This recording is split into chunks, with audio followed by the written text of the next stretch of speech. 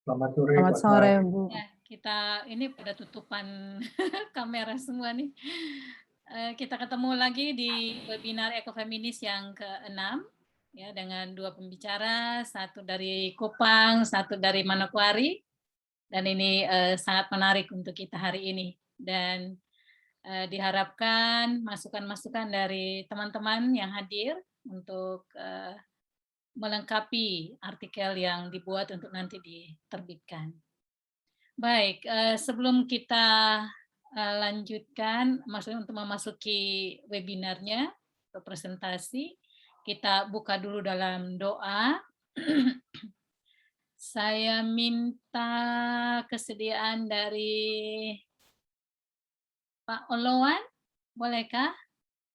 Oloan Sinaga. Pak Oloan. Salam Bu, saya lagi di Gramedia Bu. Oh, oke. Mohon maaf. Ya. Ya, ini lagi ada kunjungan. Oh, begitu, baik-baik. Iya, ya. Oke, siapa nih yang bisa ya? Oh, Ibu Apriani. Ibu Pendeta Apriani, bolehkah minta tolong berdoa? Iya, terima kasih, Bu. Nggak apa-apa saya off video ya, Bu. Boleh, nggak apa-apa. Oke. Mari kita berdoa. Kami bersyukur untuk kebaikan Tuhan bagi setiap kami pada saat ini yang mempertemukan kami di ruang Zoom ini. Kami bersyukur untuk kebaikan Tuhan yang juga memberikan kesempatan bagi kami bersama-sama diperlengkapi pada hari ini. Tuhan, biarlah Tuhan yang boleh menolong kami mempergunakan waktu ini dengan bijaksana, juga untuk kedua sahabat kami yang akan membagikan materi bagi kami. Biarlah Tuhan yang memberkati dan menolong. Biarlah Zoominar pada hari ini menjadi ruang bagi kami untuk saling memperlengkapi. Terima kasih untuk Ibu Asnat yang boleh memandu kami dalam forum ini untuk berdiskusi dan membagi satu sama lain. Tuhan juga memberkati moderator yang akan turut memandu kami dalam diskusi pada hari ini. Terima kasih untuk anugerah-Mu Tuhan. Hanya di dalam nama Tuhan Yesus kami berdoa. Amin. Amin. Terima kasih Bu Apriani. Ya, terima kasih, Bu. Selanjutnya saya serahkan waktunya kepada moderator Ishak Hoymatan, sorry salah. Ya, silakan dipandu webinar kita sore hari ini. Terima kasih. Terima kasih Bu Asnat. Selamat sore Bapak Ibu, kakak semua. Sore ini kita akan mendengar pemaparan materi dari dua saudara kami dari timur Indonesia, dari Kupang dan dari Papua, dengan kekayaan tradisi budaya dalam memandang ekologis dan bagaimana kajian feminis masuk dan sama-sama dengan budaya itu melindungi ekologi di sekitar situ. Bapak Mama, saudara-saudara semua, yang pertama narasumber kita seorang laki-laki ganteng dari Kupang, dari Alor, Kakak Asaria Lawingbara, calon vikaris dari Gereja Masih Injili di Timor, tepatnya dari Jemaat Salom Tuan Nai Luis. Kalau tidak salah ini di Klasis Kota Kupang Timur. Kalau tidak salah, pemuda yang sangat aktif di Gemit, pendiri Rumah Mentari Maulafa, komunitas belajar dari anak-anak yang ada di Kelurahan Maulafa. Salah satu goal dari 5 goals yang Kakak Aris hidupi, salah satunya yang penting di sini adalah perlindungan lingkungan hidup. Itu salah satu goalsnya.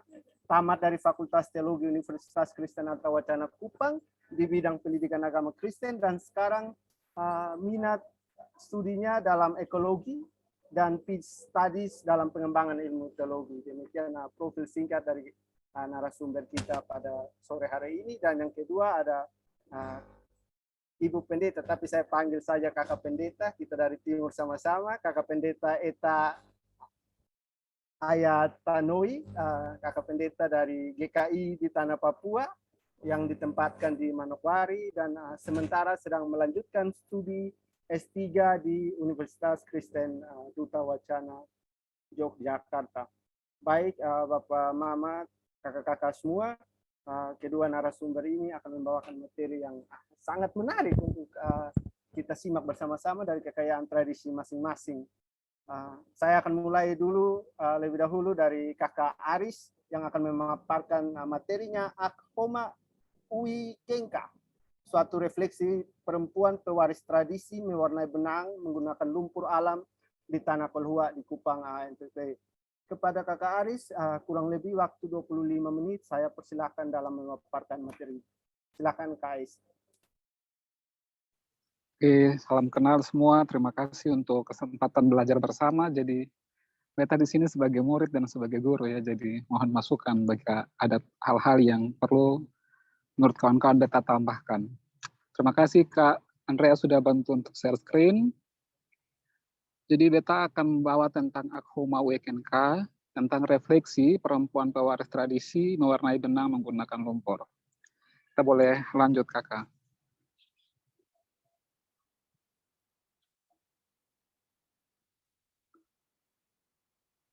Andreas, boleh lanjut?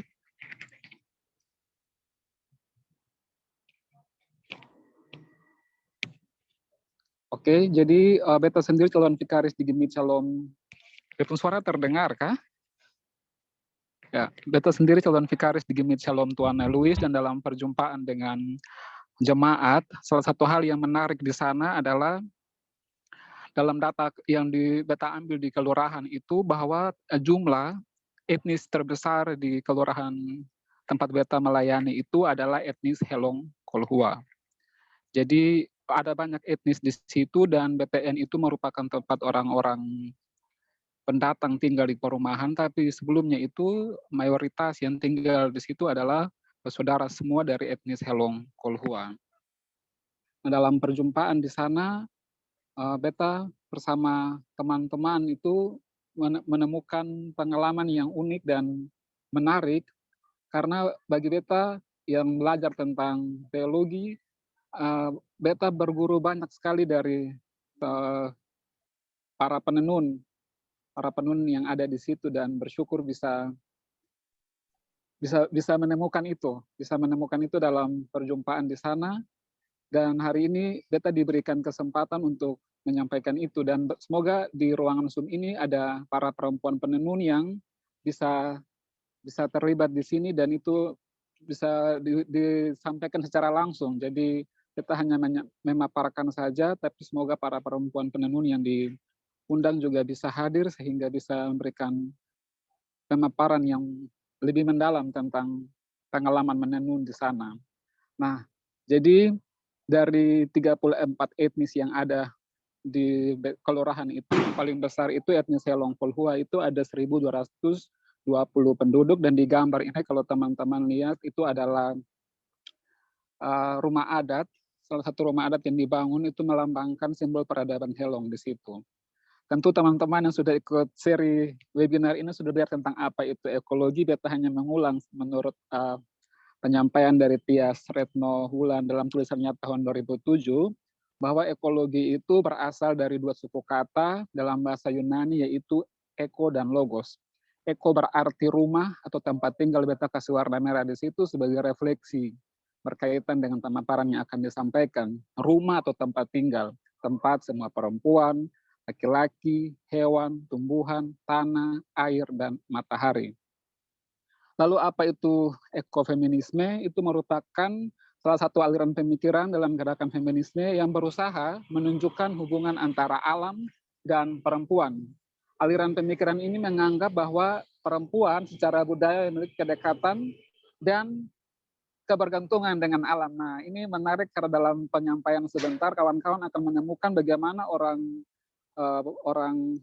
Helong, perempuan tenun ikat, bagaimana mereka itu dekat dan bergantung dengan alam.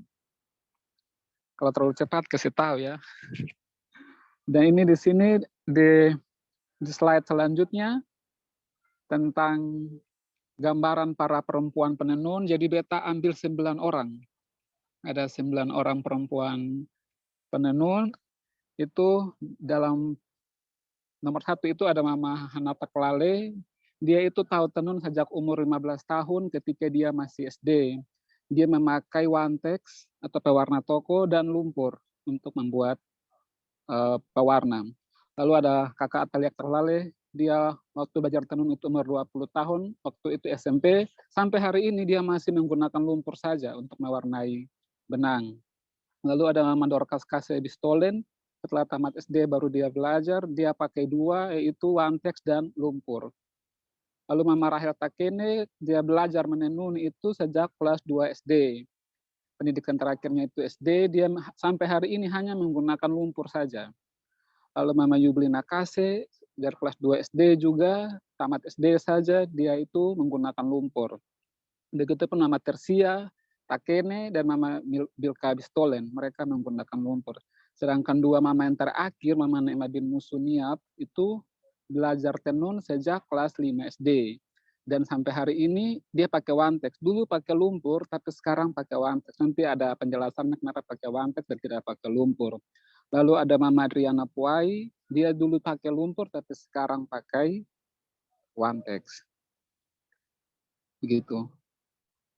Apakah beta sendiri yang tidak melihat di screen ini PPT-nya dengan baik kah? Oh ya sudah, boleh dilanjut? Boleh dilanjut Kak Andreas?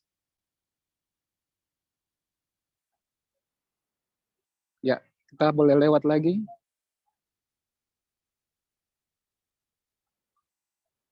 Tadi sudah tentang 9 perempuan yang ya.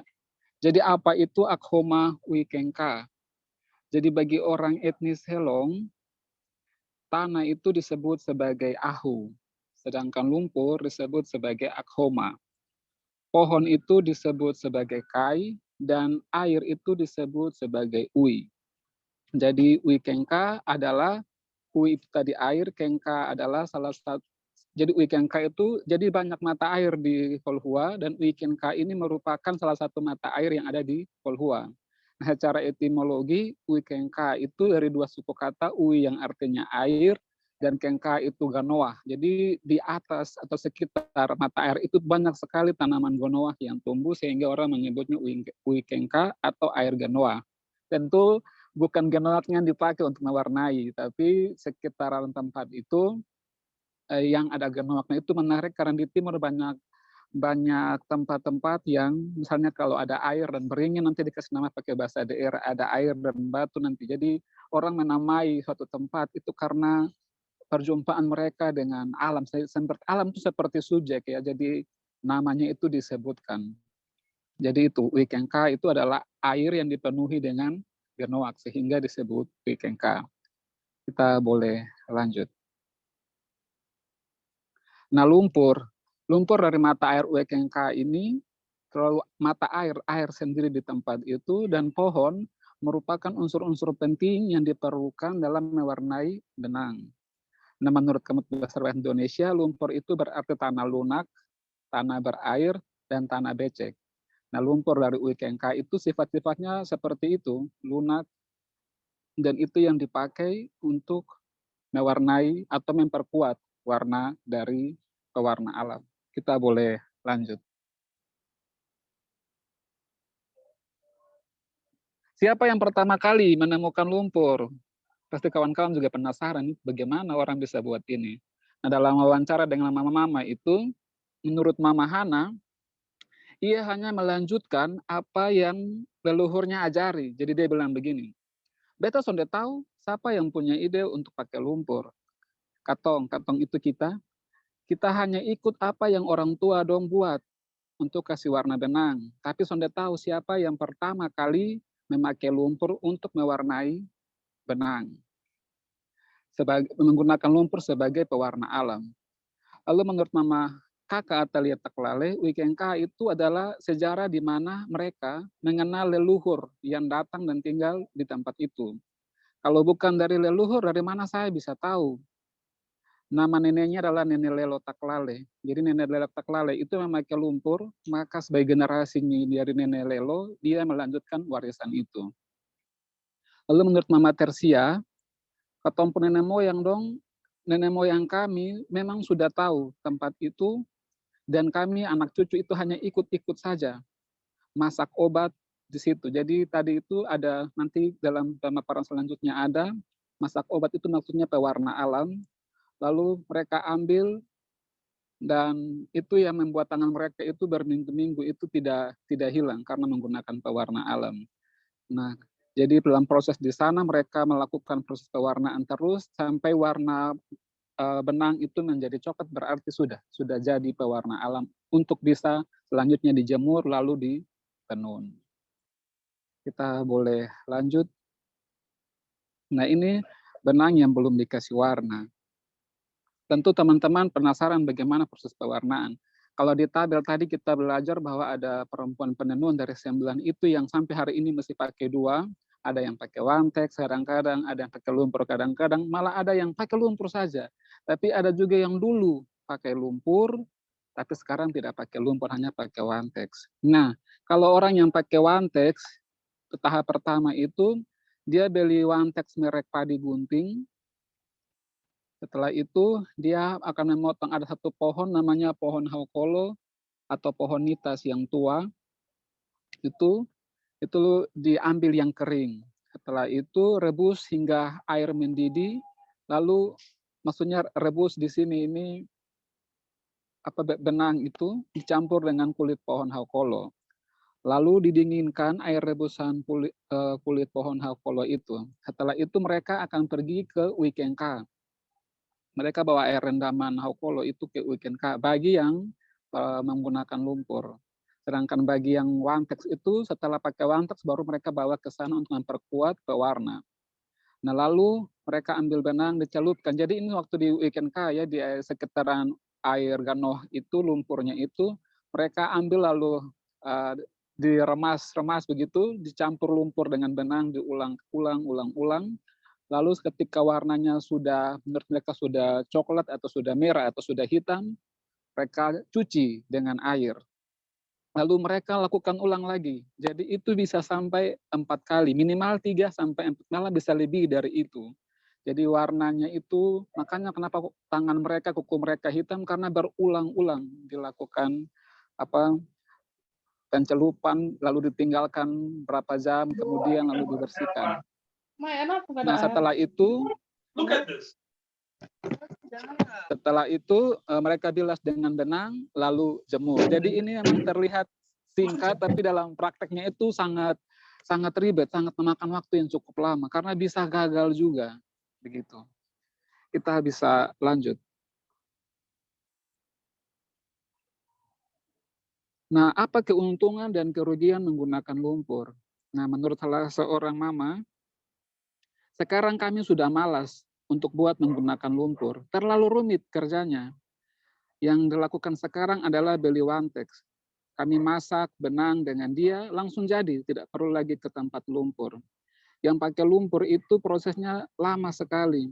Dan mereka harus mencari, karena mereka sudah lansia ya para penenun ini, mereka harus menyewa orang, jadi membayar orang atau menyuruh untuk bisa pergi mencari kulit pohon haukolo itu yang berada di sekitaran kali.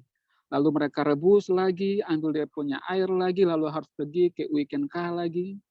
Nah, karena proses yang panjang itu, mereka lebih memilih pakai wantex. Kenapa? Karena cepat. Sekali pakai langsung jadi, begitu. Tidak harus menyuruh orang dan hal-hal lain. Tapi mereka sadar, para perempuan penenun yang menggunakan wantex sadar kalau kualitas warna dari wantex tidak sebagus atau tidak sekuat menggunakan lumpur dari Wikengka. Jadi kalau wantex cepat, tapi pewarnanya kurang baik dan bisa luntur, sedangkan kalau lumpur prosesnya lama, tapi warnanya baik dan tidak luntur. Kita boleh lanjut. Nah, ini jadi di Kolhua, bagi Bapak Ibu semua ada 2 jenis tenun ikat. Jadi ini salah yang ini tenun, ada yang songket itu tinggal beli benang di toko saja lalu mereka membuat polanya, tapi kalau yang ini tidak begitu. Mereka harus mengikat dulu benang polanya lalu lakukan perendaman. Nah, ini kita masuk dengan judul webinar saya, yaitu bagaimana refleksi perempuan penenun menggunakan lumpur. Menurut kakak Atalia Taklale, kenapa mau menenun? Karena mau menenun, saya juga mau menenun.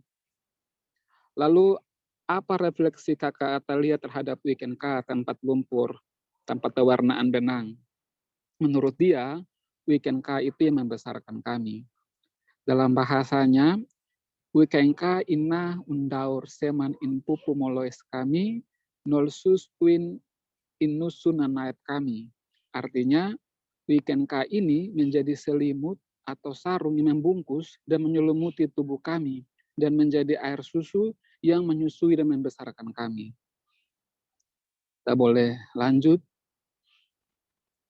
Ini dari Mama Tersia. Saya tanya kenapa Mama menenun, menurut dia kami di sini berarti saudara-saudara tadi. Kalau kawan-kawan lihat marga Taken, nah itu mereka bersaudara semua. Kami melihat, maka kami pun belajar menenun. Kami masih sekolah, kami tidak meninggal ketong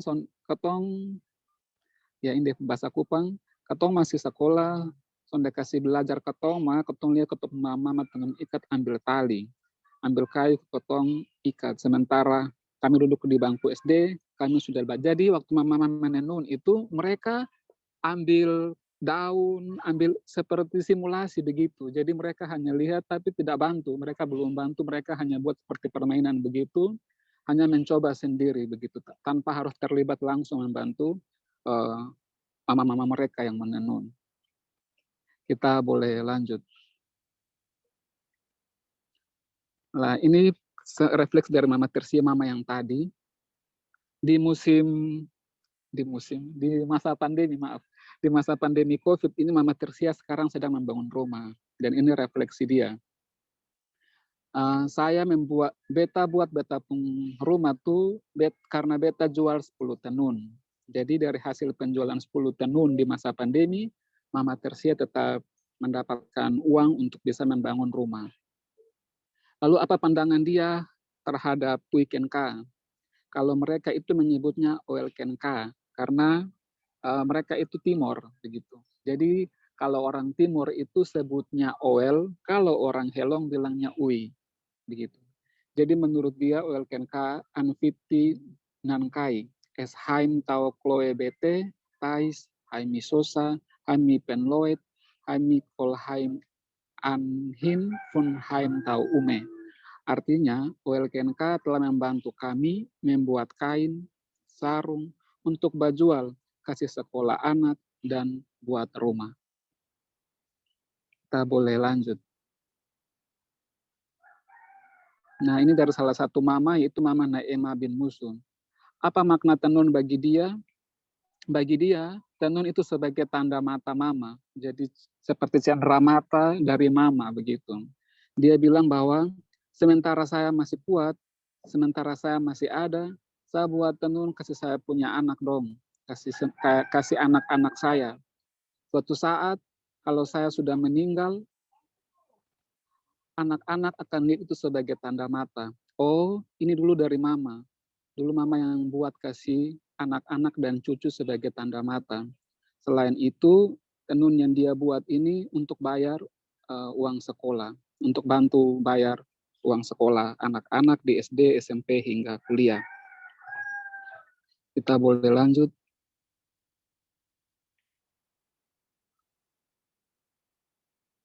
Nah, karena saya mencoba dalam refleksi saya melihat pembacaan dari kitab Kejadian. Jadi saya bersama, tidak semua mama-mama, hanya beberapa saja karena COVID, dan kami tidak pakai masker karena kami makan siri. Jadi itu susah sekali kalau pakai masker. Jadi hanya mama-mama yang sudah tua sekali tentu mengurangi jarak dengan mereka. Tapi yang kalau dekat itu kita bersama-sama diskusi tentang kisah penciptaan. Jadi dalam kacamata perempuan penenun, kalau dalam kitab Kejadian 1 sampai Kejadian 2 tentang kisah penciptaan langit dan bumi, tentang penciptaan matahari dan benda-benda penerang, mungkin bagi beberapa orang itu mungkin terkesan ya terlihat tidak terlalu apa ya, tapi bagi perempuan penenun, kalau mereka mau melakukan tenun itu mereka harus lihat matahari. Dok bahasa begini, semoga matahari baik, benang bisa kering. Jadi matahari itu sangat penting bagi seorang perempuan penenun, karena dia kalau mencelup lumpur berulang-ulang kali dan kalau tidak ada matahari kan tidak bisa menenun. Sedangkan kawan-kawan sudah dengar dalam materi tadi, tenun punya manfaat yang sangat banyak untuk mereka punya hidup. Jadi dalam kisah penciptaan itu matahari bagi perempuan penenun, kalau mereka menenun, selain harus ada bahan-bahan dari alam tadi, mata air, pohon, dan lumpur, matahari ada atau tidak, begitu. Ada dulu baru mereka melakukan proses itu, perendaman di lumpur. Lalu di Kejadian 1 ayat 29 itu berfirmanlah Allah, lihatlah aku memberikan kepadamu segala tumbuh-tumbuhan yang berbiji di seluruh bumi, dan segala pohon-pohonan yang buahnya berbiji, itulah yang akan menjadi makananmu. Nah kawan-kawan, kalau kawan-kawan bertanya ini kepada perempuan etnis Helong, bahwa pohon yang berbiji itu ya bagi kita refleksinya mungkin berbeda dengan perempuan penenun. Karena bagi perempuan penenun justru yang penting dari sebuah pohon bukan hanya buah yang berbiji, tapi akar. Karena mereka mewarnai atau memberi pewarna alam itu menggunakan akar pohon, menggunakan kulit pohon, menggunakan daun tumbuhan. Dan karena itu ketika mereka membaca kisah Kejadian 1 ayat 29, bahwa yang paling penting itu bukan buah yang berbiji, tapi akar, kulit pohon yang kering atau yang muda, dan itulah yang dikelola, lalu dibuatkan tenun, lalu dijual untuk membeli bahan makanan. Jadi bukan buahnya langsung yang mereka ambil untuk mereka makan, tapi akar, kulit pohon, daun, itu dikelola sebagai pewarna alam, lalu ditenun, lalu dijual, dan dari uang itu yang pakai beli gula, beli beras, beli minyak, dan itu menjadi makanan mereka. Nah kalau kita lihat dalam refleksi Mama Tersia tadi, bahwa dia jual tenun untuk bangun rumah. Jadi dia itu single parent, dia membesarkan anak-anaknya, dia menjual tenun untuk bisa membeli makanan. Jadi dia betul-betul mandiri, dan dia bilang, kakak kalau kami pakai Wantex ini kami bayar. Tapi kalau kami pakai alam, kami mau bayar di mana? Kami tinggal di kali, tinggal di pohon hokolo, kami potong, kami jalan. Yang penting rajin, modalnya itu rajin. Karena semua yang alam kasih itu gratis. Jadi kulit pohon, akar pohon, daun, tanaman sangat berarti bagi perempuan penenun. Dan bukan saja buah. Kalau dalam pembacaan tadi, bukan saja buah pohon yang penting. Tapi kulit, akar, dan daun, tanaman. Nah, dalam percakapan dengan salah seorang perempuan penenun, dia bilang begini, 10 buah nangka jika dijual, dia punya dana tidak bisa pakai untuk bangun rumah. Tapi 10 kain sarung, 10 kain selimut, kalau dijual bisa dibuat untuk membangun rumah. Jadi refleksi mereka atas kitab Kejadian 1 ayat 29, mungkin bagi para petani, yang paling penting dari satu tanaman itu buah dari pohon, bagi perempuan penenun tidak. Dan dari hasil kelola dari akar itu, dari kulit itu, dari daun itu, mereka bisa buat selimut dan sarung. Dan tentu membutuhkan bahan-bahan yang lain, seperti air, seperti lumpur, dan dari situ mereka bisa jual. Jadi kalau sarung yang kecil, selendang itu 250, 300. Yang lebih sedang lagi itu 400, 700. Lalu yang paling mahal itu yang sarung dan selimut. Sarung untuk perempuan dan laki-laki itu 1.500.000 atau 2 juta. Dari situlah mereka bisa hidup dan bisa survive di tengah pandemi COVID-19. Kita bisa lanjut.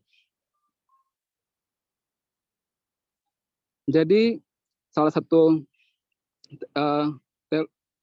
pandangan teologi yang saya pakai di sini adalah teologi ingatan.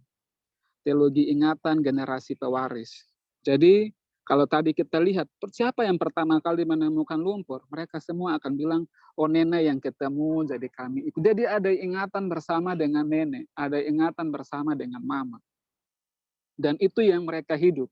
Sehingga menurut kakak Atalia, walaupun neneknya sudah meninggal, tapi ketika dia pergi ke sana, apa yang dilakukan oleh neneknya itu dia hidupi sampai hari ini. Dan dia jaga. Makanya tadi dia bilang itu warisan dari leluhurnya. Nah, karena itu dalam paper ini, dalam tulisan ini, saya menawarkan kepada gereja di mana saya melayani, saya menawarkan kepada komunitas etnis Helong di mana saya melayani sekarang bahwa anak muda generasi etnis Helong sebagai generasi pewaris ingatan harus melihat identitas mereka itu dalam perjuangan spiritualitas perempuan generasi yang sudah lanjut usia. Jadi dari 9 itu mereka semua itu kebanyakan sudah lansia, dan bagaimana kalau mereka meninggal? Siapa lagi yang menenun? Begitu. Tidak ada lagi. Sedangkan tenun itu punya manfaat. Anak-anak semua bisa sarjana, salah satunya selain mereka menjual, selain sebagai petani, tapi juga dari hasil tenun. Dan ada simbol-simbol makna-makna yang penting dalam tenun yang kalau lenyap itu juga mempengaruhi peradaban Helong. Jadi merendam benang di lumpur Uikengka merupakan tradisi bersama dengan alam yang diwariskan ketika membuat pewarna alam pada benang. Ingatan tentang cinta kasih orang tua yang membuat pakaian adat dengan cinta dan perjuangan sebagai perempuan penenun.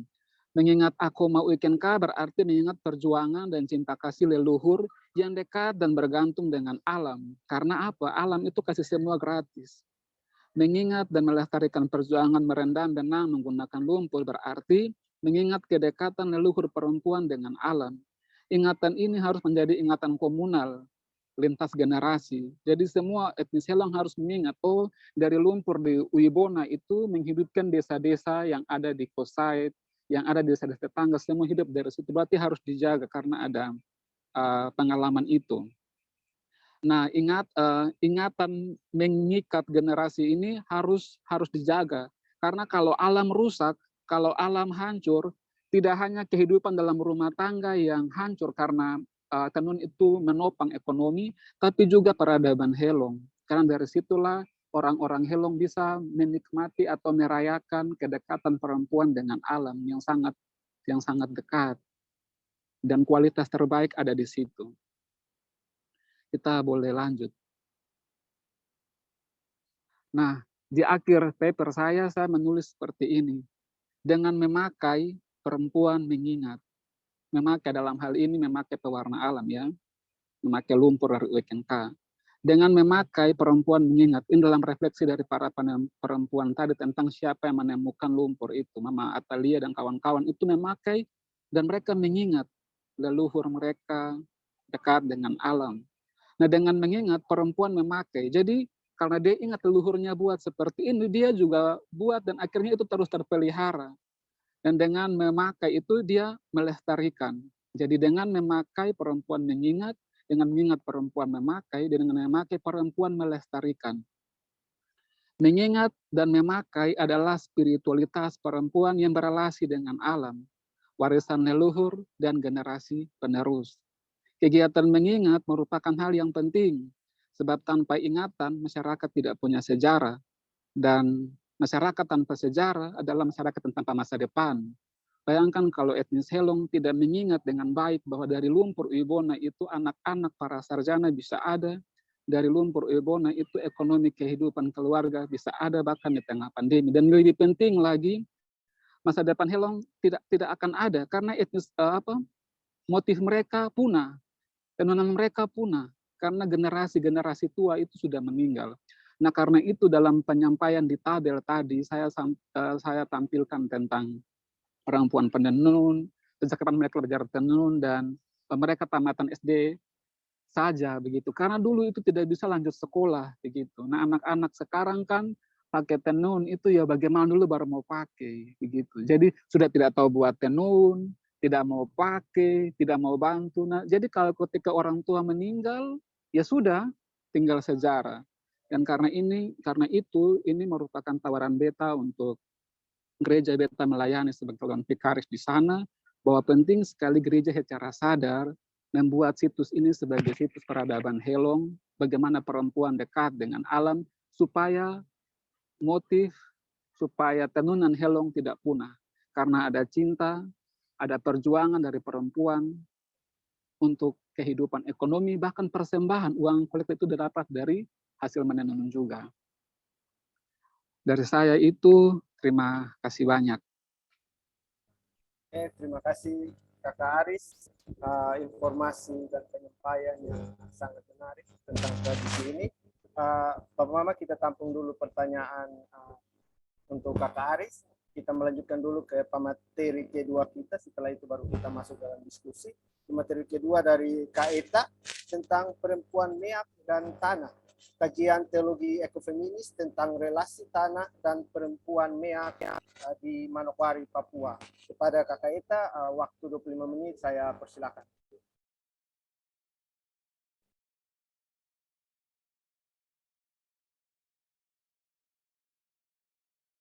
Oke. Saya sebelum mulai, apakah ini screen saya sudah kelihatan? Oh, oke. Sudah. Iya, selamat sore untuk teman-teman semua. Terima kasih Ade yang sudah jadi moderator. Saya pendeta GKI yang sudah bekerja di daerah Meah kurang lebih 18 tahun. Karena itu saya ingin menyumbangkan sesuatu untuk masyarakat Meah lewat tulisan ini, tapi lebih khusus lagi untuk para perempuan.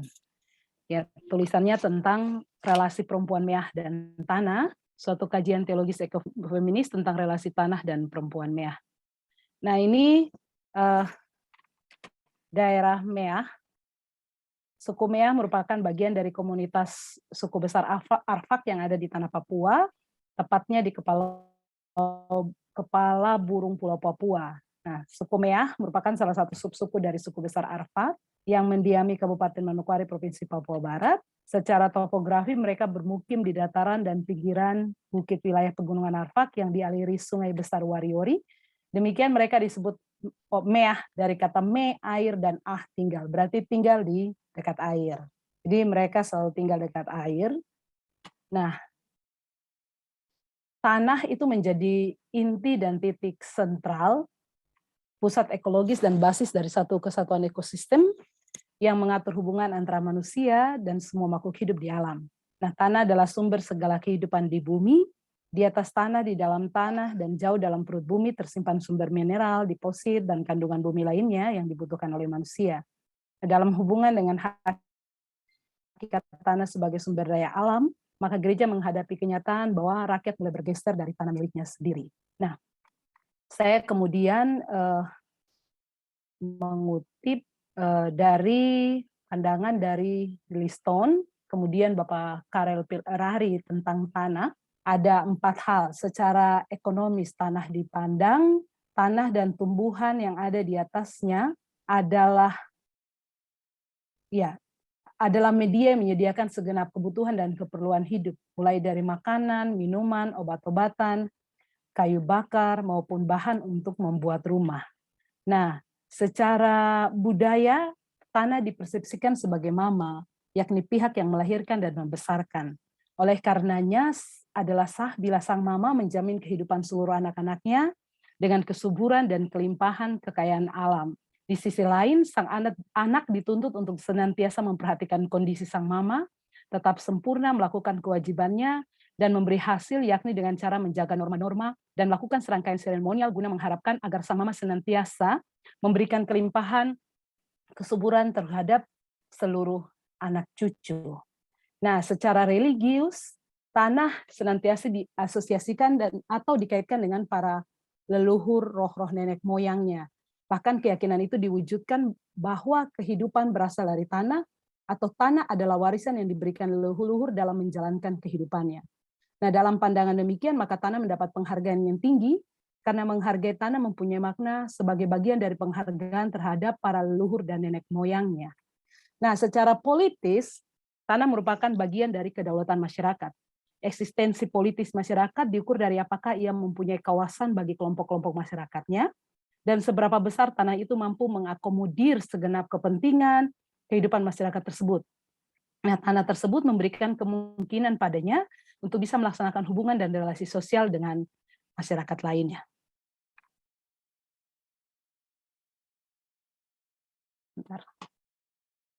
Ini screen-nya tidak mau jalan. Ya, selanjutnya pandangan orang Meah tentang masyarakat Meah secara umum keseluruhan tentang tanah. Yang pertama, tanah sebagai mama. Nah, orang Meah memulai kehidupannya itu lahir di atas tanah. Jadi kalau dulu mereka kalau mau melahirkan, ibu-ibu itu akan kemudian ke belakang rumah, mereka menggali lubang seperti itu, lalu mereka melahirkan di situ. Kepala anak langsung harus menyentuh tanah, lalu dia melihat ke langit. Jadi anak-anak Araf Meah itu mereka lahir kepala langsung menyentuh tanah, tanda bahwa itu tanah milik mereka. Di situ mereka ada. Nah, ini simbol kedekatan mereka dengan tanah. Bahwa mama manusia yang melahirkan mereka dan mama tanah yang menyambut dan merangkul, memelihara dan memberi makan mereka dengan hasil tanah seperti sayur, betatas, juga dari daging binatang yang hidup di atas tanah, minum dari air sungai yang mengalir di atas tanah. Nah, tanah bagi orang Meah dipandang sebagai mewi erek musuh, artinya tanah sebagai ibu kandung yang memberikan kehidupan, memberikan teduhan dan kesejukan. Yang kedua, tanah sebagai gudang. Nah, tanah sebagai gudang disebut Mewisi Ong Rahang Merits, artinya tanah tempat penyimpanan. Ketika mereka selesai melakukan hasil panen dari kebun, sebagian dibawa pulang, sebagian disimpan di kebun dengan cara menggali lubang di dalam tanah dan menaruh hasil kebun yang telah dibungkus daun terlebih dahulu, lalu kemudian ditutupi tanah kembali. Nah, penyimpanan ini sebagai investasi untuk masa ketika mereka kehabisan makanan.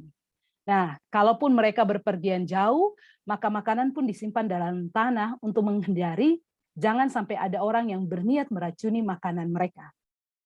Nah, yang berikut, yang ketiga, tanah simbol identitas. Identitas dan harga diri orang Meah berawal dari kelahirannya. Di mana dia dilahirkan, disitulah asalnya dan disitulah haknya atas tanah. Tanah melambangkan kekuasaan seseorang. Mempertahankan tanah sama dengan mempertahankan hidup. Aduh. Minta maaf. Nah, relasi perempuan Meah dan tanah. Yang pertama, tanah sebagai tempat persalinan. Mereka punya kedekatan dengan tanah, ketika mereka akan melahirkan, mereka mencari tanah untuk melakukan proses persalinan. Tanah juga tempat mereka berkebun, kemudian tanah sebagai gudang penyimpanan makanan, tanah juga sebagai tempat aktivitas industri tradisional mereka, membuat noken. Karena semua bahan-bahan untuk membuat noken itu adalah pohon-pohon yang hidupnya di atas, yang tumbuh di atas tanah. Aduh, minta maaf ini screen-nya agak lambat berpindah.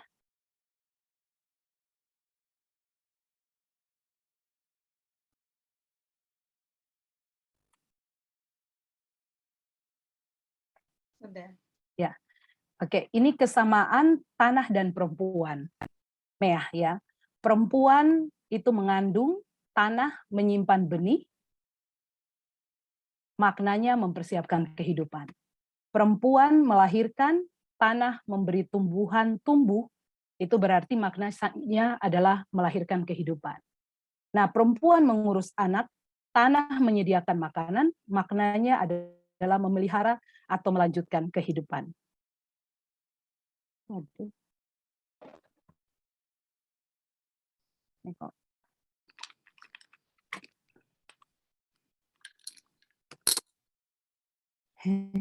Minta maaf, ini agak screen-nya agak nggak tahu ya sinyal. Dijelasin aja. Dijelaskan aja nanti baru keluar sendiri. Ya. Ini ada saling ketergantungan antara tanah dan perempuan. Nah, perempuan membutuhkan tanah untuk melahirkan, tanah membutuhkan perempuan untuk memeluk manusia. Maknanya adalah memberi kehidupan. Nah, perempuan membutuhkan tanah sebagai tempat penyediaan makanan, tanah membutuhkan perempuan untuk mengolahnya, sama-sama mempersiapkan kehidupan. Perempuan membutuhkan tanah sebagai gudang penyimpanan makanan, tanah membutuhkan perempuan untuk meningkatkan perannya, sama-sama memelihara kehidupan. Perempuan membutuhkan tanah sebagai wadah untuk menumbuhkan bahan industri tradisional, tanah membutuhkan perempuan untuk mengelola hasil tanah, sama-sama melanjutkan kehidupan.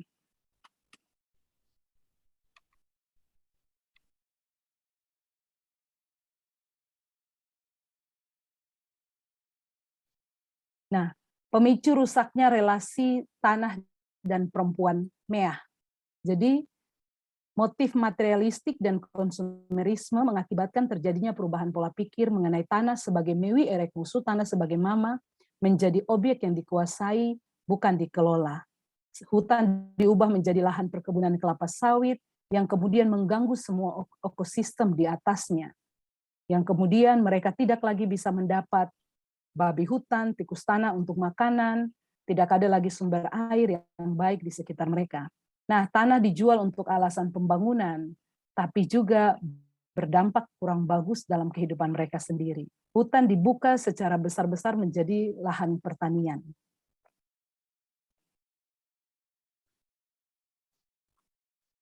Masalah yang ditemui di situ adalah bahwa tidak ada lagi tempat persalinan bagi mereka di tanah mereka sendiri, tidak ada tangan perempuan Meah yang kemudian mengelola tanah, kreativitas perempuan terhenti karena bahan-bahan industri tradisional, bahan pembuatan noken yang tadinya mereka ambil dari serat daun nanas ataupun serat nanas dan juga dari serat pohon genemo di sini kita bilang atau melinjo, sudah tidak ada lagi.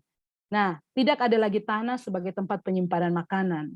Apalagi di tengah pandemi COVID, tempat yang aman bagi perempuan Meah untuk merajuk kehidupan itu adalah di dalam hutan di atas tanah mereka.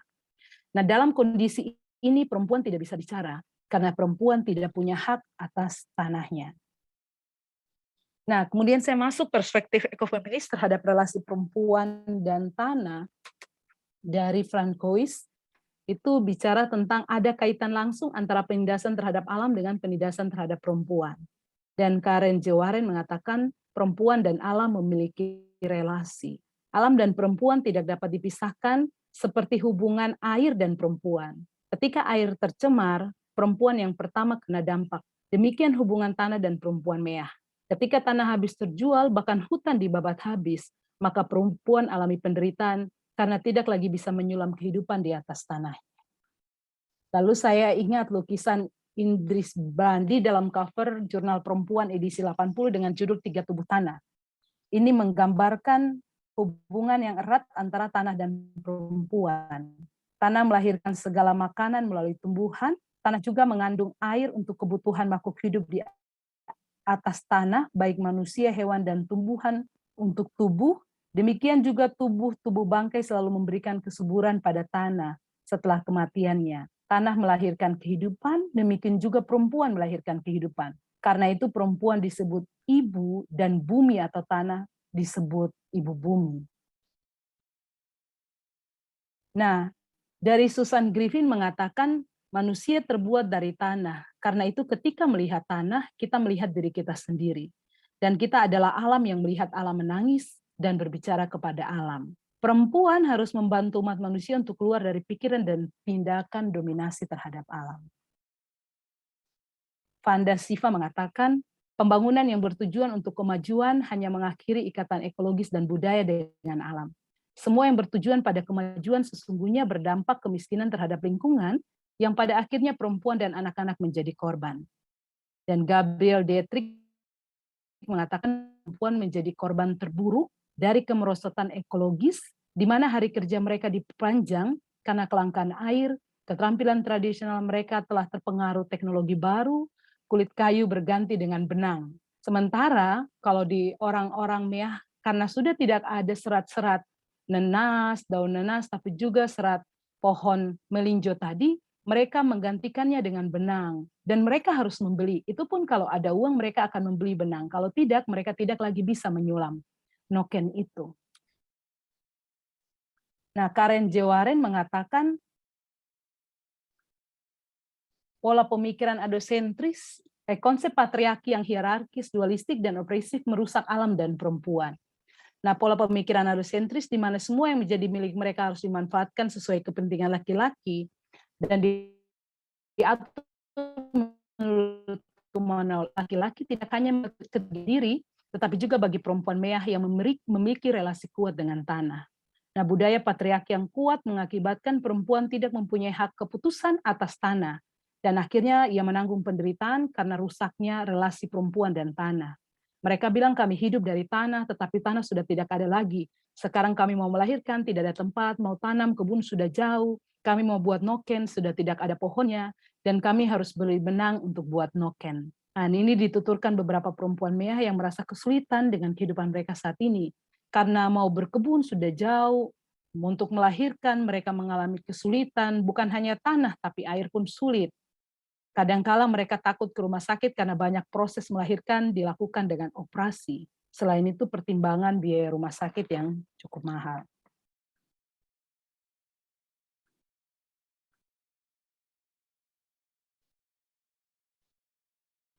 Hubungan yang erat antara tanah dan perempuan meah mengakibatkan penderitaan bagi perempuan meah dan tanah. Ketika tanah tidak lagi menjadi milik mereka karena dijual, relasi yang erat itu mulai memudar. Para perempuan tidak lagi bergelut dengan tanah. Mereka tidak lagi merasakan pertolongan tanah ketika melahirkan, ketika membutuhkan makan dan minum, ketika membutuhkan tempat menabung masa depan, ketika membutuhkan noken untuk menyimpan kebutuhan mereka dan mengasuh anak-anak mereka. Demikian pula tanah tidak lagi merasakan belayan lembut penuh cinta dari tangan perempuan yang merangkulnya untuk kehidupan. Lalu tanah melahirkan kebutuhan hidup bagi perempuan. Nah, pola saling membutuhkan antara tanah dan perempuan seketika lenyap bersama lenyapnya tanah mereka. Ironisnya, perempuan meah tidak bisa berperan mempertahankan tanahnya karena ia tidak memiliki hak atas tanahnya itu.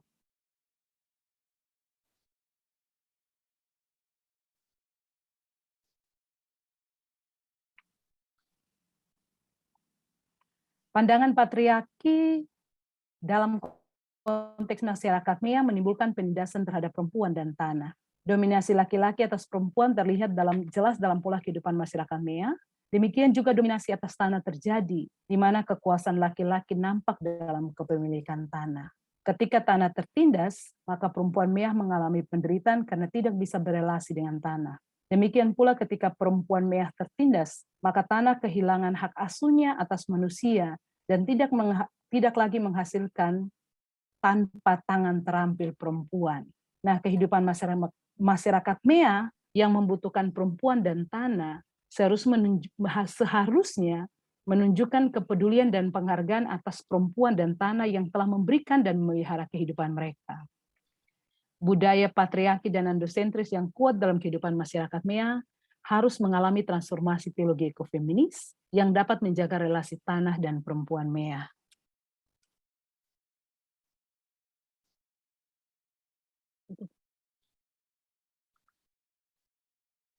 Perspektif teologi ekofeminis terhadap tanah.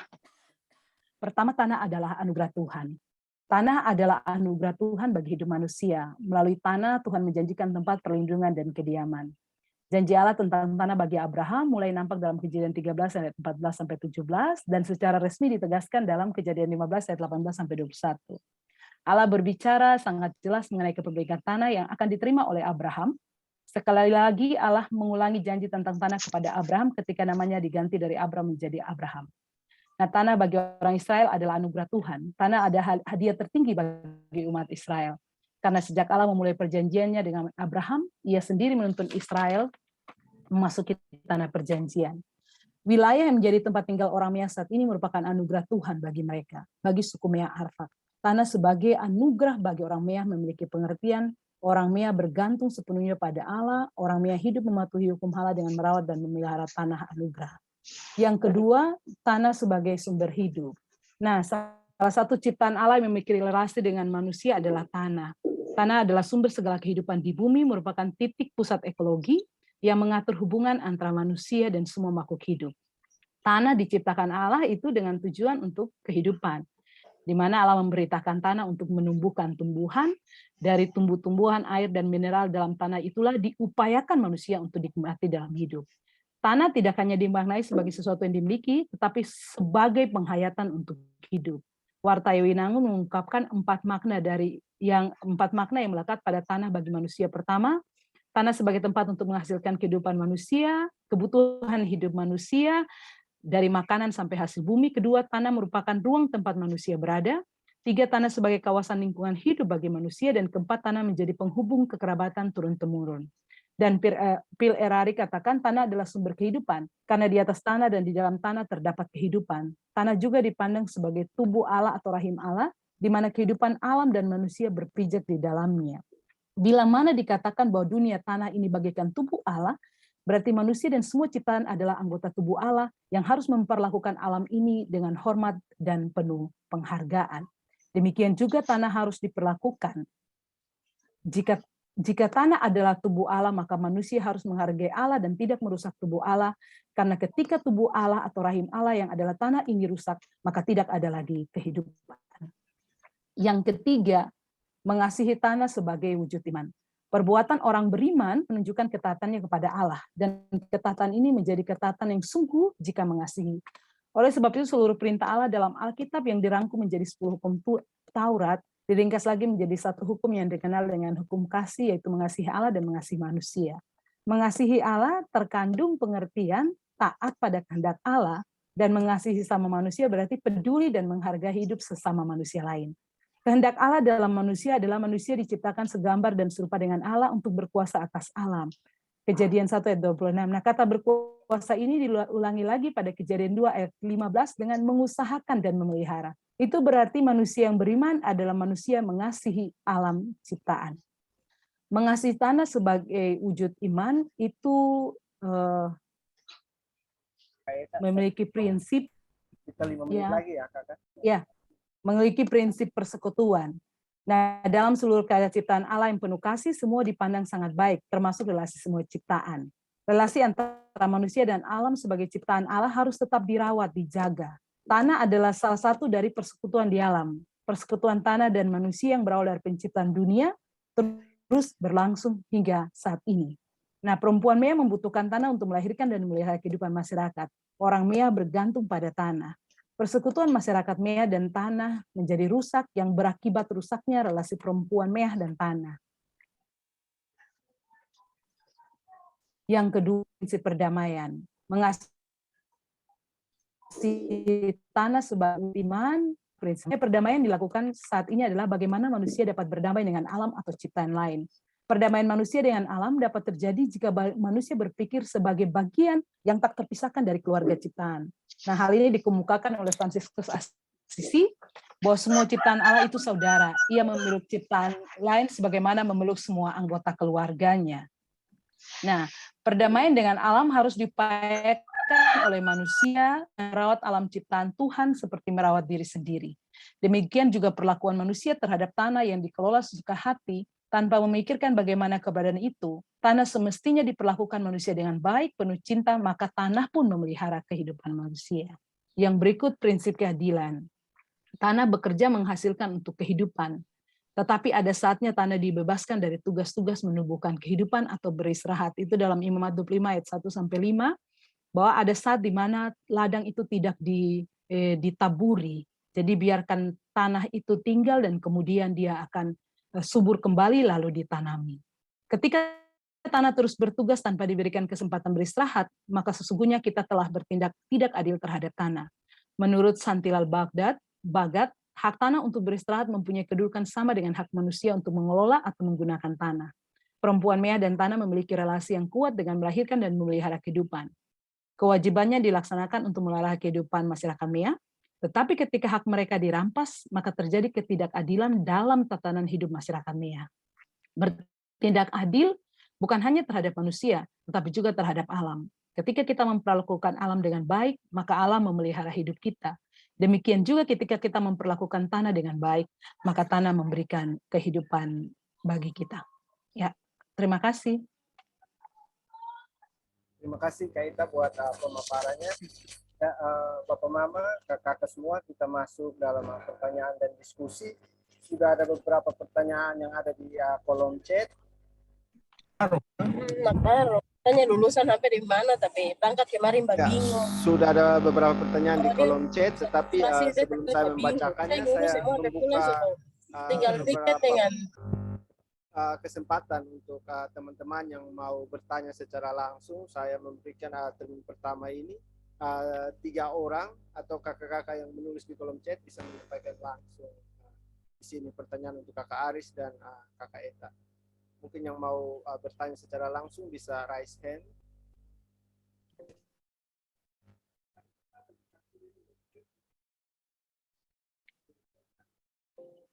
Kalau belum ada, sambil menunggu atau sambil merenungkan pemaparan, saya membacakan pertanyaan-pertanyaan yang ada saja di kolom chat.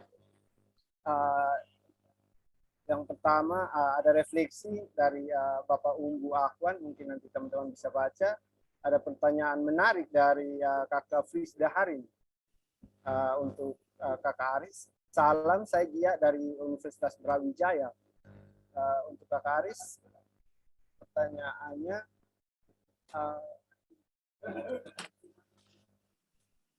bagaimana perempuan, sebelumnya dijelaskan bagaimana perempuan sudah mulai merubah pewarna dari lumpur ke Wantex.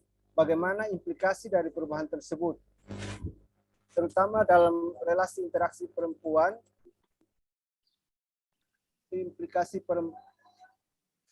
pewarna dari lumpur ke Wantex. Bagaimana implikasi dari perubahan tersebut, terutama dalam relasi interaksi perempuan dengan lingkungannya, karena mungkin minta maaf karena saya lari-lari, saya tidak ya. Karena mungkin perubahan pewarna telah mengurangi intensitas perempuan untuk pergi ke weekend camp. Apakah berubahnya pewarna tenun menunjukkan terancamnya pengetahuan perempuan? Ya, ini pertanyaan untuk Kakak Aris. Pertanyaan yang kedua, apakah ada perbedaan nilai ekonomi dan nilai adat untuk tenun dengan warna tanah dan pewarna Wantex? Jika ada mungkin ini jadi perangsang untuk penenun untuk tetap memakai warna lumpur. Mama Bernadetta dari Manokwari. Ya. Saya membacakan 3. Yang kedua dari Mama Yolanda. Salam, saya Yolanda dari Manokwari. Sangat sedih jika ada makna-makna budaya yang hilang dari perubahan penggunaan Wantex. Apakah sudah terjadi perubahan nilai budaya pada generasi muda terhadap pewarnaan dari lumpur ini? Dan berikut satu pertanyaan untuk Kak Eta. Makasih pemaparan Ibu Eta. Jika pembangunan yang merusak itu mungkin harus diangkat ke level lebih tinggi, karena kita ketahui di suku Meak sifatnya patriarki, laki-laki yang berkuasa. Seharusnya lembaga yang lebih tinggi atau DPR dan lain-lain lebih ketat untuk rencana pembangunan yang merusak tanah.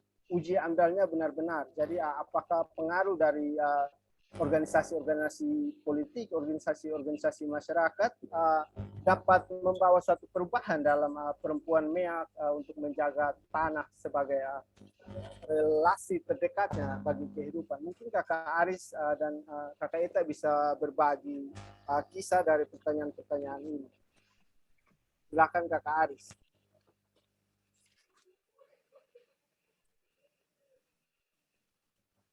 Halo Kak Aris. Oke, terima kasih banyak Kakak Ishak dan kakak-kakak, bapak-bapak, ibu-ibu semua. Terima kasih banyak. Berkaitan dengan pertanyaan tadi, memang kalau berkaitan dengan misalnya tentang pewarna itu, para perempuan sendiri mereka sadar bahwa yang terbaik itu adalah dari alam. Bahkan kalau ada orang yang meninggal, orang tua itu, yang akan ditaruh itu bukan pewarna toko, tapi pewarna alam. Karena apa? Itu yang terbaik, kualitas terbaik. Malah ada menyiapkan, misalnya kalau punya orang tua, kemarin Kakak lihat bapaknya meninggal, itu tuh menurut dia itu kado terindah bagi bapak, untuk bapak nanti ketika meninggal itu yang ditaruh. Jadi mereka secara adat itu ya hal-hal yang terbaik itu memang dari alam begitu. Tapi kalau ekonomi, orang memang lebih mencari yang pewarna alam karena tidak luntur. Karena begini, di di dalam gambar tadi itu kan, kalau laki-laki, sarung selimut laki-laki itu nanti ada motif di atas, lalu di tengahnya itu hanya putih saja, lalu di bawahnya itu ada motif. Nah, bayangkan kalau itu pewarna toko, bagian yang putih itu juga akan terkena. Jadi secara kualitas yang terbaik itu pewarna alam. Secara adat untuk orang-orang yang dicintai acara perkawinan atau pernikahan, sesuatu yang terbaik itu yang dari alam. Nah, berkaitan dengan kekhawatiran atau kegelisahan itu juga beta juga gumuli di sini karena kalau dilihat tadi para perempuan penenun itu kan tidak sekolah lanjut, mereka hanya sampai di SD gitu. Nah, lalu kenapa faktor akarnya mereka menggunakan pewarna wantek? Beban terlalu banyak. Di jemaat sendiri ada sekitar 4 yang tahu tenun, tapi orang begini, kita mau tenun, kita mau kalau kita tenun siapa yang cari sayur, siapa yang jual. Jadi itu beban ganda itu membuat mereka tidak bisa pakai pewarna alam. Kalau Mama Tersia kan dia single parent. Lalu Mama Hana itu dia juga tidak menikah. Beberapa perempuan yang lain misalnya itu bawa lumpurnya ke rumahnya dia, baru pakai di sana. Begitu. Tapi yang sampai hari ini masih pakai itu yang pergi untuk kerja di sana itu Mama Atalia dan Mama Tersia untuk pakai itu. Dan memang mereka rasakan manfaatnya. Makanya Mama Tersia bisa bangun rumah dengan 10 tenun ya karena kualitas terbaik dari alam. Orang pasti akan mencari yang terbaik dari alam. Nah, kalau pertanyaan dari Mama Joli sendiri, Mama Pendeta sendiri, warna yang jadi begini, lumpur itu tidak hanya memberi warna. Jadi wadah misalnya kalau mereka bawa datang rendaman dari Wantex yang warnanya merah, lumpur itu menguatkan warna itu. Tapi tidak sebagus dengan kalau betul-betul menggunakan lumpur asli. Begitu. Jadi dia tidak hanya memberi warna pada benang, tapi juga menguatkan. Makanya kita lihat tadi, ada yang pakai lumpur saja, ada yang pakai lumpur dengan Wantex, ada yang hanya pakai Wantex saja. Nah, yang pakai Wantex saja itu ya karena beban ganda yang harus mengurus anak di tengah pandemi COVID, harus kasih belajar anak, kok mau siap cari bahan untuk memasak, atau itu harus masak, harus kerja. Jadi bebannya berat sekali. Dan mama yang pakai Wantex itu beta melihat di rumahnya, dia juga memelihara cucu. Jadi ada anak-anaknya yang ketika punya anak mungkin mereka kerja atau kuliah, dan itu hampir ditemukan di beberapa tempat di NTT bahwa para lansia itu biasanya akan menjaga anak dari anak mereka, dari cucu mereka. Begitu. Sehingga itu juga salah satu kampanye kemarin di 16 hari keras kepada perempuan dan anak, kami juga kampanyekan tentang itu. Bahwa mama itu sudah kasih urus kamu sampai kamu kuliah, nah anak kamu kasih dia lagi. Jadi dia tidak ada ruang untuk istirahat sedikit pun. Itu juga kritik kami. Dan itu, karena beban ganda itu, menggunakan lumpur itu sangat sulit dilakukan. Begitu, Kak. Saya rasa sudah menjawab beberapa pertanyaan yang ditanyakan tadi. Ada Mama Bernadetta yang mau menyampaikan langsung. Ya, saya persilahkan dulu. Terima kasih, saya dari Manowari. Terima kasih Adik Aris yang telah membawakan ini. Bagus sekali mama-mama ini, tadi sudah jelas jawabannya. Saya yang tanya tadi apakah ada nilai lebih, rupanya ada nilai lebih. Bagaimana, saya hanya saran, Buta Adik Aris ini pendeta ya? Pendeta atau bukan? Ya. Menuju sana. Oh, bukan. Jadi mungkin kalau saya tuh kebetulan saya juga pernah beli tenun dari mana ya, Kupang. Itu pakai online. Jadi ada pihak lain yang membantu pemasaran. Nah, pihak lain itu yang mungkin menghargai lebih tinggi yang alam itu. Karena mungkin harus dilihat apakah alam dengan Wantek itu yang terbaik, atau alam saja, atau Wantek saja. Karena Wantek itu tadi kan gampang luntur. Adik Aris bilang kalau Wantek itu gampang luntur. Saya juga tidak suka, saya punya tenun tapi gampang luntur. Karena tenun itu sesuatu yang berharga bagi kita perempuan-perempuan kalau punya tenun ya. Nah, jadi itu punya nilai lebih. Jadi mungkin ada lembaga atau yayasan yang untuk pemasaran dan memberi cap bahwa ini yang alam berarti lebih mahal kalau dari segi uang. Dari segi adat juga tadi sudah dijelaskan rupanya lebih tinggi juga kan. Ya. Terima kasih. Ya, makasih. Kasih, Bu. Ya. Ibu Bernadetta. mungkin Kak Eta bisa menjawab pertanyaan yang tadi, ditambah satu pertanyaan lagi. Kak Eta, saya membacakan dari Kakak Kurana. Terima kasih untuk pemaparannya Kakak Eta. Pertanyaannya, bagaimana fenomena penjualan tanah oleh masyarakat dari suku Meak yang terjadi dikaitkan dengan konsep tanah menurut suku Meak itu sendiri? Apakah konsep itu hanya menurut kaum perempuan saja atau dari kaum laki-laki juga? Mungkin Kakak Eta bisa memaparkan untuk kita. Iya, terima kasih banyak. Yang pertama itu bahwa sudah ada perubahan cara pandang secara budaya oleh orang Meah. Jadi bukan hanya perempuan Meah yang memandang tanah sebagai mama, tapi seluruh orang Meah memandang tanah sebagai mama, karena waktu mereka lahir itu perempuan akan mencari tanah dan melahirkan di atas tanah langsung. Jadi kepala bayi itu langsung menyentuh tanah. Lalu melihat ke langit, dia menganggap bahwa ibu manusia yang melahirkan, tapi yang memeluk dia adalah tanah. Ibu tanah itu yang kemudian nanti memelihara dia. Jadi tanah adalah mama itu bukan hanya untuk perempuan, tapi untuk seluruh orang Meah. Yang kemudian dia berubah hari ini. Tanah tidak lagi dilihat sebagai mama. Kalau dulu mereka mau membuka satu lahan karena tanah itu dianggap di situ juga ada tempat nenek moyang mereka tidak bisa tebang pohon sembarang, harus ada upacara-upacara yang dilakukan. Nah, tapi hari ini semua sudah tidak ada lagi, sudah berubah semuanya. Mereka sudah tidak lagi melihat tanah sebagai mama mereka, sudah hilang. Nah, karena pola pikir yang sangat berubah itu, makanya perempuan tidak bisa bicara atas tanah itu. Padahal perempuan yang kesehariannya bergaul dengan alam, hidup di atas tanah. Mereka keseharian selalu ke hutan, mengambil air di hutan. Mereka di hutan kemudian membuat benang dari serat-serat daun melinjo, berbuat benang dari serat daun nanas, lalu mereka akan buat noken yang bagus, yang kuat. Nah, tapi hari ini karena semua tidak ada lagi, keterampilan perempuan itu mulai rusak, hilang. Jadi perempuan sekarang, bahkan mungkin hari berikutnya, perempuan, saya sudah mulai cek, apakah banyak orang yang masih bisa membuat noken dari serat daun genemu atau melinjo itu, ternyata sudah banyak yang tidak bisa melakukannya. Mereka sekarang hanya pakai benang, dan benang kalau ada, kalau tidak ada, bahkan harus dibeli lagi kalau ada uang. Berbeda dengan noken yang asli itu kan, mereka tidak perlu lagi membeli, tapi mereka langsung membuatnya di hutan, keterampilan tradisionalnya terjadi, lalu mereka bisa menjualnya dan mendapat uang untuk mereka. Tapi sekarang itu sudah berbeda.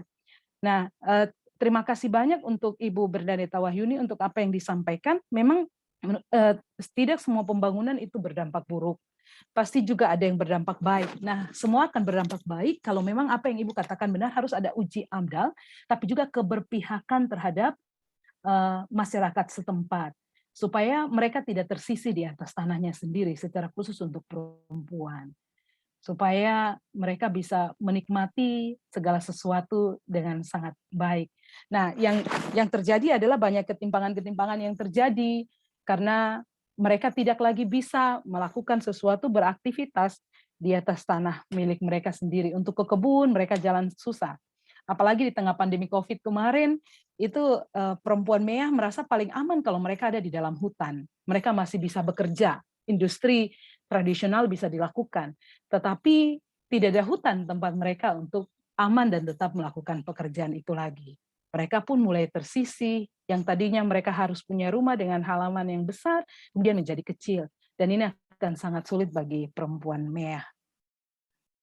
Ya, kami sangat berharap bahwa mereka, para laki-laki Meah yang sudah maju dan berpendidikan ini akan kemudian mengembalikan pemikiran-pemikiran awal mereka tentang tanah sebagai mama, supaya mereka menjaga tanah itu untuk kehidupan mereka. Ya, terima kasih.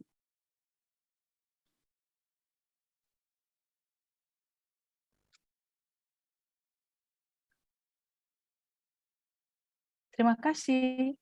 Sudah. Moderator masih mute. So, minta maaf. Terima kasih Kak Eta. Mungkin pertanyaan dari Kak Umbu Akwan bisa ditanya secara langsung. Sudah ada juga yang raise hand. Kak Yolanda mungkin dua dulu ini. Selanjutnya mungkin nanti saya akan bacakan pertanyaan yang ada di kolom chat. Silakan Kak Umbu duluan, terus Kak Yolanda. Terima kasih. Ya, Bang Aris. Tadi saya dengar penjelasan tentang mama-mama itu sepertinya sulit sekali pada sekarang ini untuk memperoleh bahan alam. Lalu penjelasan berikutnya itu mengarah pada ada yang single parent dan kalau mereka harus melakukan satu dan yang lain terbengkalai. Bagaimana bisakah dibuka kemungkinan kebetulan Bang Aris sedang melakukan sebagai vikaris ya, jadi bisakah dibuka kemungkinan gereja memberi wadah? Gereja memberi wadah, mungkin menyiapkan bahan, lalu mama-mama itu mengolahnya, lalu gereja juga membuka ruang untuk pasarannya. Begitu saja, terima kasih. Mungkin Kak Yolanda dulu, setelah itu baru dijawab sekaligus. Ya, terima kasih. Selamat malam Ibu Pendeta Eta. Tuhan berkati. Iya, mari sama-sama. Iya, iya. Terima kasih banyak. Kajian-kajian gender untuk teologia itu sangat kurang sekali. Dan terima kasih banyak apa yang sudah Ibu lakukan untuk mengkaitkan antara perempuan dengan teologia ini sangat menarik sekali. Saya langsung Ibu Eta, nanti Ibu Pendeta saya minta ya hasilnya ya. Karena menarik. Kami di Unipa langsung saja kami minta Ibu punya hasil kajiannya. Iya, begitu. Ibu, satu hal Ibu yang saya menyikapi dan mungkin kita diskusi Ibu, betul benar sekali bahwa kondisi yang Ibu paparkan itu terjadi di Papua. Kondisinya demikian. Nah, pemikiran saya demikian, Ibu. Ada satu fenomena di perempuan Papua, yaitu bahwa pola patriarkal itu kuat sekali. Dan kami pernah mengkaji kaitannya kepada firman Tuhan. Mereka memakai yang itu, Ibu, bahwa laki-laki dari debu penciptaan dan perempuan dari tulang rusuk, Ibu. Itu hal yang ya kalau mau dibilang akhirnya patriarkal, kemudian pola-pola seperti yang tanah itu terjadi kaitan perempuan kepada penindasan terhadap perempuan dan tanah itu akhirnya semakin tebal gitu Ibu Pendeta. Nah, pemikiran saya demikian Ibu. Apa kira-kira yang kita harus pikir Ibu? Di gereja-gereja kami, Jemaat Petrus ya Ibu ya, Maranatha misalnya ya. Ini minta maaf kita dari Manokwari dan Manokwari jadi. Ya, apa yang harus kita sampaikan? Teristimewa mungkin di kelompok PKB dan PW dan juga di tempat-tempat di Arfak, kemudian di Pantura, sehingga pemikiran yang tadi bahwa alam ini merupakan ciptaan Tuhan yang merupakan anugerah itu tidak saja bukan untuk prioritas laki-laki gitu Ibu Pendeta, yang mana patriarkal itu terjadi gitu, tetapi dua-dua itu bisa berkesinambungan begitu Ibu Pendeta. Dan saya mohon izin bahwa ke arah yang tadi penciptaan laki-laki dan perempuan ini yang menjadi salah satu yang hadir di dalam kita di masyarakat Papua, bahwa patriarkal itu tetap ada dan itu berkait sekali dengan yang namanya tanah, yang penindasan terhadap tanah itu. Ibu Pendeta, cuma sharing saja, saya mohon pendapatnya Ibu Pendeta. Terima kasih Ibu Pendeta, selamat malam. Terima kasih Kak Yola, silakan Kak Ais dan Kak Eta, mungkin Kak Ais atau Kak Eta juga. Ais. Terima kasih banyak untuk semua yang sudah menanggapi. Beta lihat di kolom chat juga tadi Bapak Umbu juga sudah berikan masukan, beta catat. Lalu Kakak Egi, terima kasih. Kita berjuang bersama dalam rasa patriarki.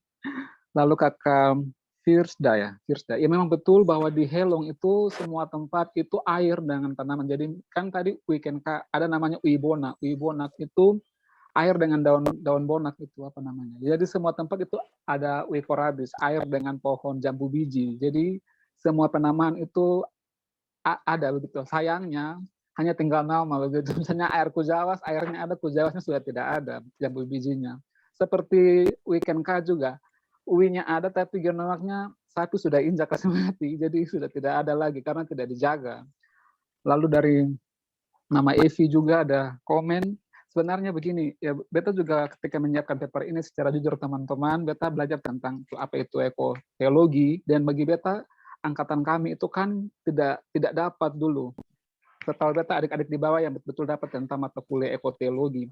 Nah jadi ketika ada Usi Asnat kasih tahu ini, beta sendiri senang karena sangat minor dalam ini ekoteologi sendiri. Kalau dalam sejarah di sini hanya raja saja yang orang tahu, oh raja ini dia buat apa, tapi istri-istrinya, anak-anak perempuannya kita tidak pernah tahu tuh orang buat apa, relasi mereka dengan itu tidak ada. Nah karena itu tulisan ini sebenarnya jadi sumbangan untuk gereja supaya gereja tahu. Karena beta mengutip apa yang Uji Tukul bilang, bahwa biarlah ini bisa menjadi pembelajaran bagi teman-teman yang tidak mendapatkan mata kuliah tentang ekofeminis atau ekoteologi.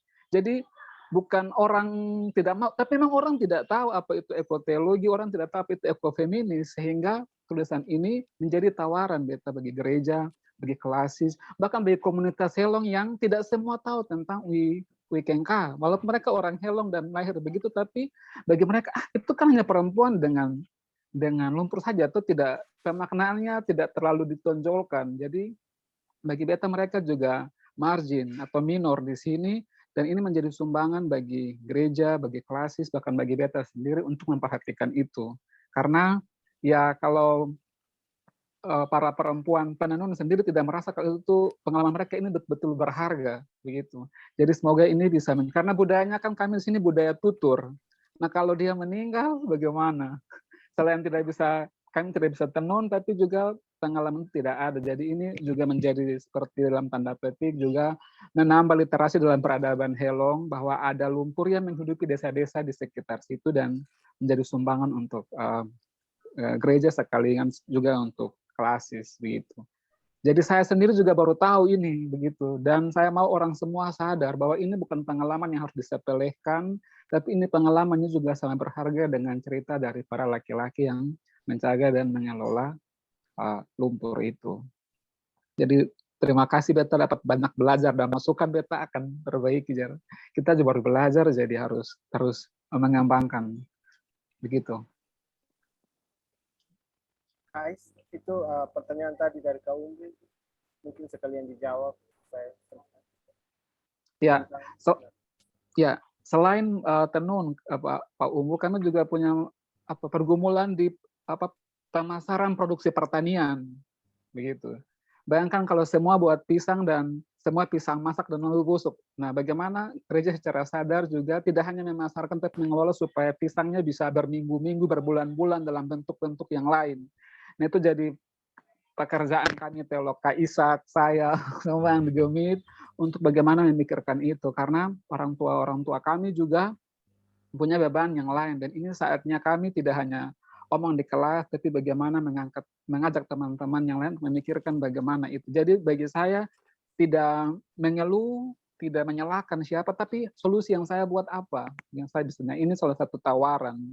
Paper ini menjadi tawaran bagi gereja untuk secara sadar menyiapkan seperti pasar atau gedung supaya produksi tenun, produksi pertanian dan lain-lain itu bisa. Karena kami ini kan kepulauan sehingga jarak transportasi dari satu ke satu itu juga menjadi tantangan tersendiri. Sehingga ini semoga bisa menjadi bekal bagi gereja, bagi saya sendiri. Jadi ini sebenarnya pekerjaan saya dan teman-teman. Begitu. Jadi ini upaya penyadaran sedang dilakukan. Kalau orang sadar ini penting, pasti akan dikelola begitu, Bang. Kami ini banyak masalah di Gemi dengan pergumulan stunting, gizi buruk, human trafficking, HIV/AIDS dan lain-lain. Jadi kami harus bagi-bagi tugas, itu tidak semua, misalnya ketua klasis yang kerja, tidak semua ketua sinode yang kerja atau kampus yang kerja, tapi kami sebagai teolog-teolog muda selain berefleksi tapi juga harus melakukan aksi. Jadi ini pekerjaan dan tanggung jawab kami untuk gereja. Mungkin begitu, Pak. Ya, terima kasih Kais. Silakan Kak Eta mungkin sekalian menjawab pertanyaannya Mama Evi. Bagaimana peran dari masyarakat adat dan gereja menyikapi fenomena itu, Kak Eta? Silakan Kak Eta.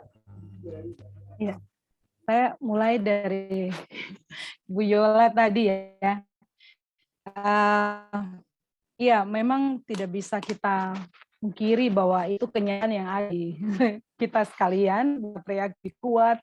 Ya, ini juga mereka memakai, tadi Bu Yola katakan, mereka memakai ayat-ayat Alkitab, dan itu mereka katakan bahwa mereka lah gambar Allah dan perempuan adalah gambar dari laki-laki, begitu diciptakan dari laki-laki. Sementara kalau kita baca di kitab Kejadian itu ya, pasal 1 ayat 27 di situ dikatakan, maka Allah menciptakan manusia itu menurut gambarnya. Menurut gambar Allah diciptakannya dia, laki-laki dan perempuan diciptakannya mereka. Jadi laki-laki dan perempuan sama-sama merupakan gambar Allah. Jadi tidak ada satu yang lebih ataupun yang lain. Nah, kadangkala ini kita sering membaca ayat-ayat Alkitab yang kemudian kita memakai ayat itu untuk kepentingan sendiri. Dan bahkan dalam tradisi gereja juga banyak bermunculan hal-hal demikian. Perempuan kadang dianggap sebagai makhluk kelas 2, paling rendah, sementara laki-laki itu lebih. Bahkan dalam keluarga, jangan heran kita juga kadangkala dalam rumah kita masing-masing, anak-anak laki-laki dapat hak ini, anak-anak perempuan tidak dapat hak ini. Ya, ini juga kita lakukan dalam kehidupan kita sekalian.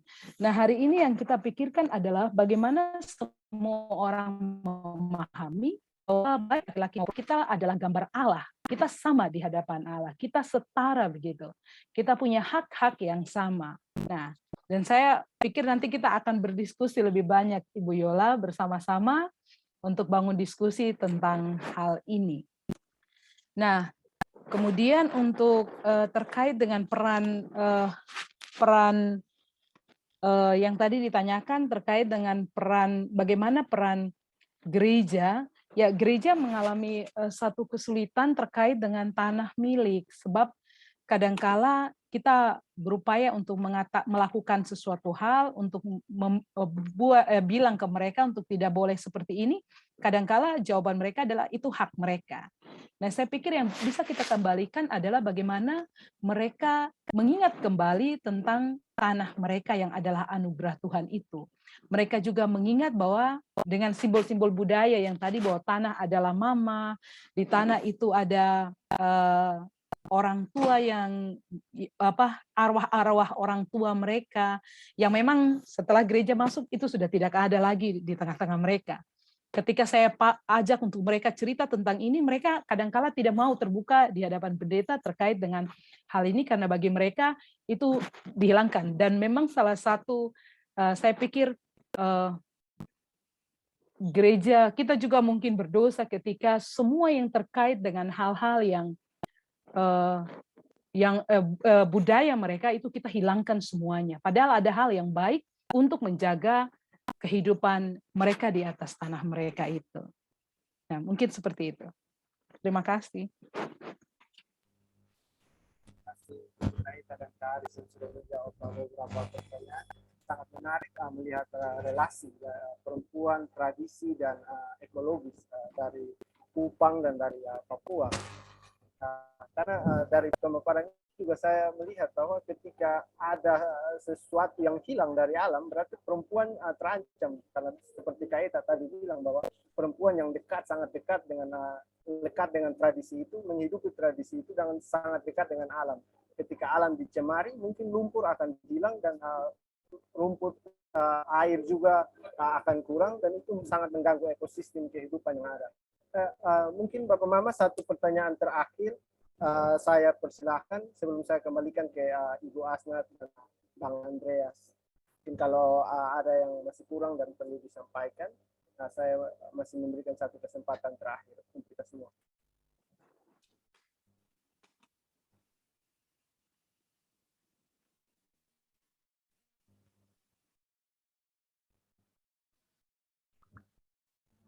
Apakah masih ada pertanyaan? Ya.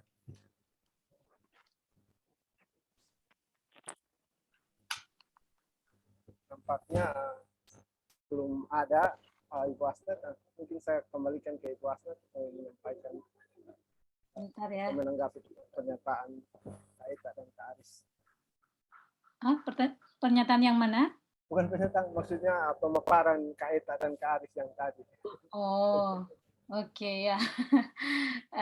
Terima kasih untuk pemaparan dari Aris dan Bu Eta tentang kain yang dikasih lumpur itu untuk pewarnaan ya. Jadi itu menarik bahwa kita mengambilnya dari alam untuk mewarnai. Juga tentang perempuan dan tanah gitu ya. Nah, kalau ini mah saya sudah tahu karena yang lalu saya yang membimbing gitu ya untuk tesisnya. Jadi saya senang dengan itu, makanya meminta untuk dipresentasikan hari ini. Nah, untuk yang kain, minggu depan saya akan presentasi juga tentang kain. Ya, tentang kain tapi ekoprint, bukan kain tenun tetapi ekoprint. Jadi ambil juga dari alam. Ya, ambil dari alam. Udah ada yang mulai ketawa. Ambil dari alam, jadi pewarnaannya juga dari alam, daun-daun dari kayu dari alam, kemudian juga motifnya dari daun-daun. Nah, itu minggu depan saya dan siapa yang satunya lagi ya? Saya lupa pasangan saya. Ibu Ri Apitule. Ri Apitule itu akan bicara tentang konteks Maluku. Ya, Maluku, Ambon. Judulnya mana nih judulnya? Andreas ingat? Halo? Tentang teologi laut, Bu. Teologi laut ya. Dari perspektif Maluku.